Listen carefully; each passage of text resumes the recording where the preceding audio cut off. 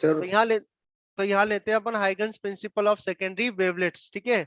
तो this principle is the basis of wave theory of light. बहुत बहुत बहुत इंपॉर्टेंट टॉपिक है इस चैप्टर के लिए। जो वेव थ्योरी दी थी हाइगन ने, और आगे जाके जो भी वो एक्सप्लेनेशन करने वाला है वो सब इसी थ्योरी पे बेसिस है। तो इसको बहुत अच्छे से समझना, ठीक है। देखो आप, पहली बात हाइगन प्रिंसिपल की बात कर लेते हैं। हाइगन प्रिंसिपल है क्या? व्हाट इज द हाइगन principle? Each point on wave front is a source of secondary waves which add up to give a wavefront at any later time। क्या समझ में आया इससे? क्या समझ में आया? आया कुछ समझ में या नहीं आया? बोलो। ईच सर पॉइंट मतलब वेव ऑन फ्रंट से वेव फ्रंट a wave बनता front है। से wave front बनता है। each point on wave front is a source of secondary waves which add up to give a wave front at any later time। यानी कि अगर आपने फर्स्ट ये, जैसे मैंने इस सोर्स से पहला ये वेव फ्रंट बनाया, तो इस वेव फ्रंट के जो हर एक पार्टिकल यहाँ पर हर एक ये है, ठीक है, जो उन्होंने कहा है यहाँ पर डेट ईच पॉइंट, तो हर एक पॉइंट जो है, हर एक पॉइंट जो है एक सोर्स की तरह काम करेगा। और उससे क्या होगा, लेटर लेटर टाइम में, यानी इसके बाद वाले में जो बनने वाला है वेव फ्रंट, ये उसका सोर्स होगा, ठीक है। Each point is a source of secondary wave front. जो उसके बाद जो वेव फ्रंट बनेगा उसका क्या होगा, वो सोर्स होगा। देखो, each point on wave front is a source of secondary waves, या secondary wave front जो एक और wave front बनेगा, या secondary waves जो बन रही है आपकी, ठीक है, which add up to give a wave front at any later time। जो कि आपको उसके बाद में जो भी wave front बन रहा है वो आपको मिल जाएगा उससे। वो हर एक पॉइंट जो होगा वो क्या करेगा, एक पॉइंट सोर्स की तरह काम करेगा। भाई इस बात समझ में क्लियर है? हम्म। Yes sir. बोलो, ठीक है। अब कैसे बनाएंगे ये तो इन्होंने बोल दिया, पर ड्रॉ कैसे करेंगे उसको ड्रॉ करना सीखते हैं अपन, कैसे ड्रॉ करते हैं, ठीक है। तो वो भी काफी इजी है, मैं आपको एक्सप्लेन करता हूँ, आ जाएगा आपको। जैसे फर्स्ट इसमें अजम्पशंस की बात कर रहे हैं पहले, तो फर्स्ट अजम्पशन देखें अपन। इसमें अजम्पशन क्या है? So each point on a wave front acts as a fresh source of new disturbance called secondary waves और वेवलेट्स। तो ध्यान रखना है अपन को, क्या बोलेंगे उसको, सेकेंडरी वेव्स और वेवलेट्स कहेंगे, ठीक है। Each point on a wave front, जो एक मान लो फर्स्ट वेव फ्रंट आपका बना, तो each point on a wave front act as a fresh source of new disturbance. नया डिस्टरबेंस का एक सोर्स होगा वो, and it is called secondary waves और वेवलेट्स। उसको अपन क्या कहेंगे, उन पॉइंट्स को बोलेंगे सेकेंडरी वेव्स और वेवलेट्स, ठीक है। देन नेक्स्ट पॉइंट क्या है इसमें, the secondary wavelets spread out in all directions with the speed of light is given medium, with the speed of light in a given medium, ठीक है। First point समझ में आ गया आपको? फर्स्ट पॉइंट क्या था? Each point on a wave front act as a fresh source of new disturbance called secondary waves और wavelets. उनको अपन क्या कहेंगे, सेकेंडरी वेव्स या वेवलेट्स कहेंगे। अब आगे क्या बात है कि वो प्रोपोगेट यानी चलेंगे कैसे, the secondary wavelets spread out in all directions with the speed of light is given medium. अब आपने बात करी थी मुझसे डिस्टेंस की बात करी थी, तो देखो स्पीड ऑफ लाइट से चलेंगे, सी तो मुझे पता ही है। अब कितने इंस्टेंट पर आपको देखना है भाई, वो तो आपको पता होगा ना। मैं कब, मुझे तो 2 सेकंड बाद देखना है, मुझे 3 सेकंड बाद देखना है, मुझे 10 सेकंड बाद देखना है क्या नहीं? तो टाइम तो मुझे पता ही होगा ना, नहीं पता होगा भाई? कितने टाइम बाद हाँ सर। देखोगे तो टाइम पता है ना आपको। तो speed is equal to distance upon time, तो distance is equal to speed into time, होगा कि नहीं होगा? बोलो। हाँ सर। होगा। तो अब जो है आप इससे निकालो ना भाई, डिस्टेंस उनकी बराबर होगी कि नहीं होगी। तो सी तो आपका कांस्टेंट हो गया, डिपेंड करता है टाइम पे। अगर टाइम इंटरवल सेम ले रहे होगे तो सेम आ जाएगा, और क्या। और अब टाइम आप अलग अलग लोगे तो वैल्यू अलग अलग आएगी। आए समझ में? हाँ। हाँ सर। देखो बहुत इजी यस बात सर। बताता हूँ, ध्यान से देखना। मैं एक लाइन सोर्स लेता हूँ, वैसे आगे आ जाएगा फिर भी मैं बता देता हूँ। एक ही लाइन सोर्स ले लिया, लाइट लीनियर लाइट सोर्स ले लिया मैंने, और उस पर ये पॉइंट्स ले लिए, ये पॉइंट्स ले लिए, ठीक है। पॉइंट्स दूसरे कलर के ले लेते हैं, ये पॉइंट्स ले लिए, ठीक है ना। मुझसे मुझे इसके आगे का वेव फ्रंट बनाना है। क्या बनाना है मुझे? इसके आगे का ये डायरेक्शन ऑफ प्रोपोगेशन है, ये क्या अपनी डायरेक्शन ऑफ प्रोपोगेशन है। तो ये सी तो स्पीड ऑफ लाइट होगी, और टी टाइम है। तो सी इंटू टी करोगे आप तो आपको डी मिल जाएगा। डी मिल जाएगा तो अपन क्या करेंगे, आप यहाँ पर डी की एक रेडियस बना लो, बना लोगे डी की एक रेडियस, ये रेडियस बन गई। और उस रेडियस से आप क्या करोगे, एक सर्कल बना लोगे। बना लोगे सर्कल, ठीक है। ऐसे इन सारे पॉइंट्स के लिए बनाना, इसके लिए भी बनाना, इसके लिए बनाना, इसके लिए बनाना, इसके लिए बनाना, इसके लिए, ठीक है। फिर आपको यहाँ पर ये सारे पॉइंट्स मिल जाएंगे, ये पॉइंट्स मिल गए, ठीक है। इन सारे पॉइंट्स को आप कनेक्ट कर दोगे तो ये देखो ये प्रोपोगेट हो गया, नया मिल गया आपको, आगे का वेव फ्रंट मिल गया। फिर आगे टाइम आपको पता है, फिर इससे बना लेना, एक और बना लोगे, फिर एक और बना लेना, फिर कनेक्ट करना, फिर आगे, तो ऐसे ऐसे ये आगे ट्रेवल करता जाएगा। आया समझ में नहीं आया? हाँ पीछे सर। नहीं हाँ जाता है, सर। पीछे नहीं जाता है, कभी भी एनर्जी बैकवर्ड नहीं जाएगी, कभी भी एनर्जी बैकवर्ड नहीं जाएगी। कैसे जाएगी? वो फॉरवर्ड, जहां वो प्रोपगेट हो रहा है। बैकवर्ड एनर्जी नहीं जाएगी, कैसे जाएगी? फॉरवर्ड जाएगी। और इस तरह से आप ड्रॉ करते जाना, आगे आगे ड्रॉ होते जाएंगे, ठीक है ना? तो थोड़ा ये आइडिया रखना। देखो आप थर्ड पॉइंट की बात करते हैं। The new wave front at any later time is given by the forward envelope. ये फॉरवर्ड इन्वेलोप ही है, ये जो अपन ने बना दिया ना इसको, the forward envelope of the secondary wavelets at that time. So the new wavefront at any later time is given by the forward envelope of the secondary wavelets. Secondary wavelets, ठीक है, secondary wavelets at that time, ठीक है। ये बताओ यहाँ पर ये 3 points मैंने एक्सप्लेन करें, ये समझ में आए कि नहीं आए? बोलो। सर तीसरा वाला वापस बता दो। तीसरा वाला ये है कि आपके जो सेकेंडरी वेवलेट्स थे, ये सेकेंडरी वेवलेट्स थे मेरे, ये secondary wavelets, in secondary wavelet से मैंने आगे इसको बनाया, ये लेके आया, नया वेव फ्रंट बनाया मैंने, ये रहा नया वेव फ्रंट, ठीक है। तो the new wave front at any later time is given by the forward envelope of the forward envelope. Envelope जानते हैं ना, इन्वेलोप क्या होता है? बंद करना होता है ना? तो ये इन्वेलोप बन गया ना, ये आपने इसको बंद कर दिया ना ऐसे करके, यानी क्लोज कर दिया ना इसे, है ना? देखो आप इधर देखो, हाँ सर। देखो इधर और बता दें, पॉइंट सोर्स वाले के लिए बताता हूँ। ये देखो आप यहाँ, ये कंस्ट्रक्शन मैंने सिखा दिया था आपको, ये कंस्ट्रक्शन पॉइंट्स में देख लो एक बार। जो अभी मैंने पीछे बताया वो क्या था? हाइगन कंस्ट्रक्शन, वो तो असम्पशंस थे, इसके बाद हाइगन कंस्ट्रक्शन है।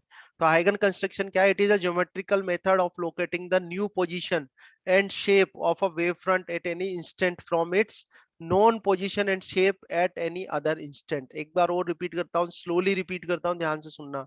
It is a geometrical method of locating the new position and shape of a wavefront of a wavefront at any instant from its known position and shape at any other instant। कहने का मतलब ये है कि देखो आप, मैंने यहाँ पर एक पॉइंट सोर्स लिया है, उस पॉइंट सोर्स की वजह से क्या बनेगा? स्फेरिकल वेव फ्रंट बनेगा, ठीक है। तो सबसे पहले देखो, वो जो वहां पर लाइंस लिखी है उन्हीं को मैं बताता हूँ। आपको ये दिख रहा है ए और बी दिख रहा है, आपको ए बी दिख रहा है, ए बी दिख रहा है, कैपिटल ए हाँ सर। कैपिटल बी, उसमें small A B C D E दिख रहे हैं, small A B C D E, ठीक हाँ है, वो सर। भी विजिबल हो रहे होंगे। तो ये क्या है? ये है जो ये लाइन लिखी है, eight any instant from its non position and shape at any other instant. तो ये जो ए बी है मेरा, और ये ए बी सी डी ई जो आपको पॉइंट्स दिख रहे हैं, ये क्या है? मेरी नॉन पोजीशन एंड शेप है किसी इंस्टेंट पे। आया समझ में? बोलो, बोलो यस नो, हाँ सर। है ना? अब मुझे इससे क्या करना है? मुझे इससे पता लगाना है new position and shape of a wave front. तो new position of a wave, new position of wave front मुझे पता लगाना है। तो न्यू पोजीशन मेरी क्या है? यहाँ पर सी डी है, और ये पॉइंट्स जो हो गए वो क्या हो गया? A dash B dash C dash D dash E dash हो गया।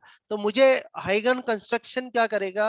हाइगन कंस्ट्रक्शन एक ऐसा मेथड है जो मुझे ये बता देगा कि लेटर टाइम में, यानी कोई भी जो चूजन टाइम है आपका, उसमें जो वेव फ्रंट होगा उसकी पोजीशन क्या होगी और उसकी शेप क्या होगी। ये हाइगन कंस्ट्रक्शन से मुझको पता चल सकता है। बोलो, बात समझ में आई कि नहीं आई? बोलो, हाँ सर। है ना?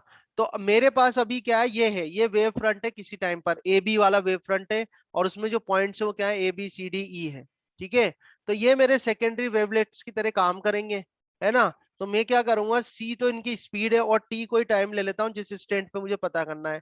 तो सी इंटू टी कर दूंगा, सी इंटू टी से मेरी रेडियस आ जाएगी, रेडियस आ जाएगी तो उतनी रेडियस ले, ये ए डैश में रेडियस ले लूंगा, और ये सर्कल बना दूंगा। ऐसे बी बी डैश भी सेम रेडियस है सर्कल, सी सी डैश, ऐसे करके सर्कल बना दो। अब ये सर्कल बनाने पर मेरे पास क्या आ जाएंगे? ए डैश आ जाएगा, बी डैश आ जाएगा, C dash D dash E dash आ जाएगा, और इन सबको मैं कनेक्ट कर दूंगा, तो कनेक्ट कर दूंगा तो मेरे नई पोजीशन आ जाएगी वेव फ्रंट की, और उसकी शेप भी आ जाएगी। बोलो, आया समझ में नहीं आया?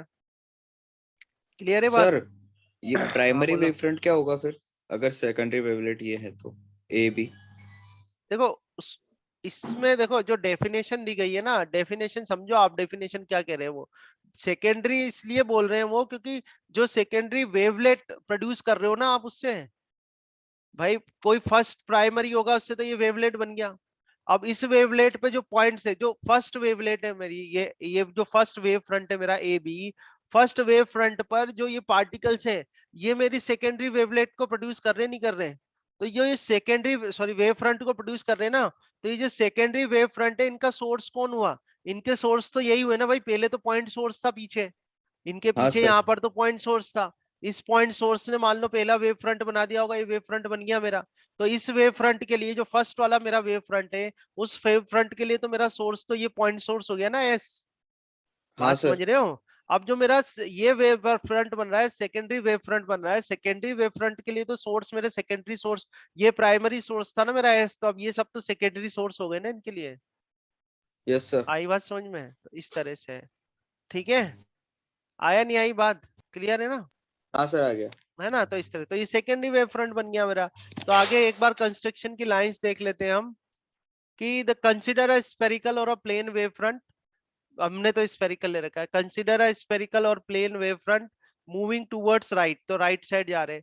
Late A B its position at any instant of time, किसी मैं ये नहीं कह रहा प्राइमरी है ये, इन्होंने भी देखो कोई टाइम रेंडम टाइम लिया हुआ है, किसी रेंडम टाइम पर ये वेव फ्रंट बना हुआ है ए बी वाला, समझ रहे हो? ये भी नहीं कह रहे कि इमीडिएट बना हुआ है, ठीक है? धीरे धीरे प्रोपोगेट होते हैं, तो धीरे धीरे प्रोपोगेट होके ऐसे बड़े बनते जाते हैं, समझ रहे हो बात को? तो किसी टाइम पर ले लिया उन्होंने, तो ध्यान रखना आपने जो क्वेश्चन किया था वो मैंने आ, थोड़ा आपको एक्सप्लेन उसके हिसाब से बता दिया, क्या क्या आपका सेटिस्फाई हो जाए जो भी आपने क्वेश्चन रेज करा है। पर यहाँ पर जो करंट सिचुएशन है, वो करंट सिचुएशन ये है कि हमने किसी टाइम टी पर एक वेव फ्रंट ले लिया ए बी वेव फ्रंट ले लिया किसी टाइम टी पर। अब लेटर टाइम यानी किसी और टाइम, दूसरे टाइम पर इस ए बी वाला जो वेव फ्रंट है, इसकी पोजीशन और शेप क्या होगी ये मुझको पता करना है। समझना बात को जो मैं कह रहा हूँ, ठीक है? सो देखते हैं आगे। So A B beats position at any instant of time, ये दे रखा है। The region on its left has received the wave while region on right is undisturbed, ठीक है? यानी ये है कि लेफ्ट साइड से तो ये चलता हुआ आ रहा होगा ना वेव फ्रंट, समझ रहे हो बात को? लेफ्ट साइड से तो वो चलता हुआ हाँ आ रहा है। सर। अगर मैं यहाँ कहीं पे सोर्स कह दूं, मेरा यहाँ पे कहीं सोर्स था, तो लेफ्ट साइड से तो वो डिस्टर्ब होता हुआ आ रहा है, पर राइट साइड में अभी डिस्टरबेंस नहीं पहुंचा है, समझ रहे हो बात को? हाँ राइट सर। साइड में अभी डिस्टरबेंस नहीं पहुंचा है, ये बात अपन कर रहे हैं।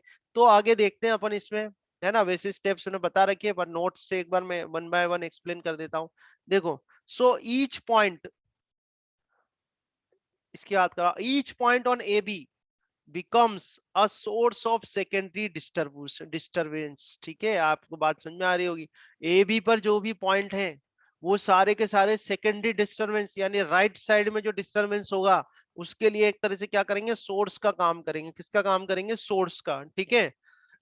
which travels with same speed c to find new wavefront in time t.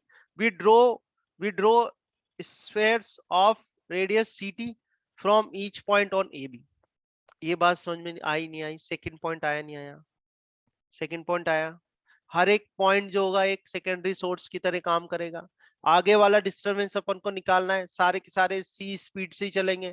T time ले लो, सी इंटू टी कर दो, सी इंटू टी करके एक रेडियस आ जाएगी, रेडियस से ऐसे सर्कल बना देना, सर्कल बना देना, ये पॉइंट्स मिल जाएंगे, A dash B dash C dash D dash C dash, सबको कनेक्ट कर देना, तो आपको सी डी जो है वो नया वेव फ्रंट मिल जाएगा। आया समझ में? नहीं आया बोलो? हाँ सर, आ गया। इजी है ना? अब तो आ रहा होगा। द द फॉरवर्ड इन्वेलप और the tangential surface CD, tangential बोला इसको टच करते हुए बना रहे हैं ना ये अपन। ये जो सर्कल्स बनाए थे आपने, जो एक्चुअली है तो स्फेयर्स वो, ठीक है? अपन को इधर फ्रंट से वो सर्कल दिख रहे हैं, पर है तो स्फेरिकल वेव फ्रंट, तो स्फेयर से स्फेयर्स को टच करता हुआ आप एक बना दो, ये टच करता हुआ ये बना दो टेंजेंशियल सरफेस। तो ये जो टेंजेंशियल सरफेस होगी सीडी, टेंजेंशियल सरफेस, अगर स्फेयर की बात करोगे तो इस सरफेस से ऐसे करके देखोगे तो सरफेस दिखेगी, साइड से देखोगे तो एक सर्कल की तरह ये कर्व दिखेगा, यूं देखोगे तो ये पूरा एक सरफेस दिखेगी आपको, है कि नहीं? थोड़ा इमेजिन करके देखो, ठीक है? तो हाँ sir. the forward envelope or the tangential surface CD of the secondary wavelets gives the new wavefront after time t, ठीक है? ये t टाइम के बाद हमको क्या दे देंगे? नया वेव फ्रंट दे देंगे, ठीक है? तो ये बन गया आपका CD जो है वो नया वेव फ्रंट बन गया, है ना? आगे और पॉइंट देख लेते हैं, और पॉइंट देखते हैं। देखो, the lines A dash B B dash C C dash etcetera are perpendicular to both AB and CD, so these lines represent the rays. Rays are always normal to wavefront and no, ये मैंने specially inverted comma में लिखा है, इसको ध्यान रखना दोनों point को. Rays are always normal to wave front. और दूसरी बात ये है कि no backward wave front is possible. Backward wave front जो है वो पॉसिबल नहीं है. तो ये हमने स्टडी करा हाइगन्स थ्योरी और हाइगन कंस्ट्रक्शन, जो कि काफी इंपॉर्टेंट है. हाइगन प्रिंसिपल या हाइगन थ्योरी क्या होती है सेकेंडरी वेवलेट्स के लिए, ये हमें आना चाहिए. और हाइगन कंस्ट्रक्शन जो है, हाइगन कंस्ट्रक्शन ये भी हमें आना चाहिए. ठीक है, बोलो आया समझ में?